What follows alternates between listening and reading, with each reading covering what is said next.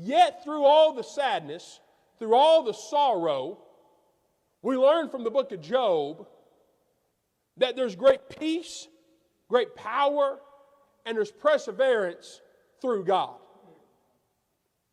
Wow. Wow. Life is filled with storms.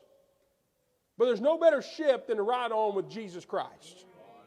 What are you saying this morning, Brother Justin? The context of this book, before we get to Job 19, we need to understand a little bit about this man. So turn to Job chapter 1. Amen. I don't even know why I had to turn to Job number 19. We haven't read the verse yet. Job chapter 1.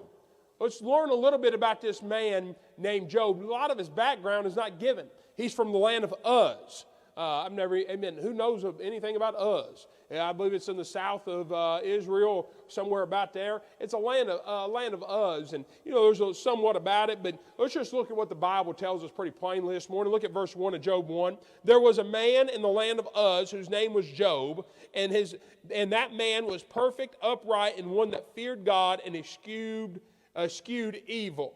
Can I say this about Job? He was a faithful man. He was a man of faith, and he was a faithful man. The Bible said he was perfect. He was upright and one that feared God. The fear of the Lord is the beginning of wisdom.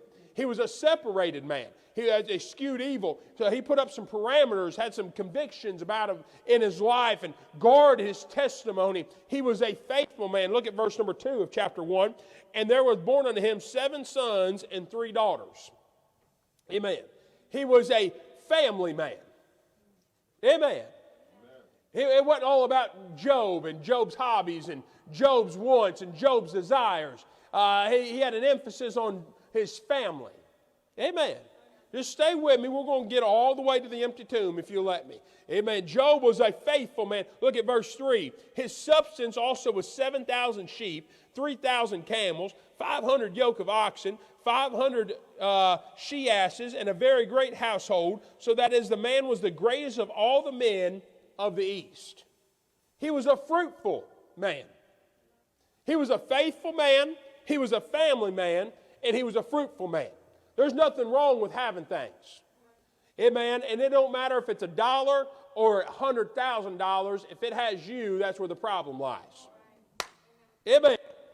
I know you didn't come for all this, but amen, it's just right here. Amen. This is not my message. Amen. But can I say we need some more men like that? Amen, preacher. Amen. Amen. I have it written down way longer in my notes when I'm done with the introduction, but I believe it's preaching time already. We need some more men like that. Amen. We're in a pandemic, epidemic. Amen. Call 911, emergency, famine time for some faithful men, some family men, and some fruitful men.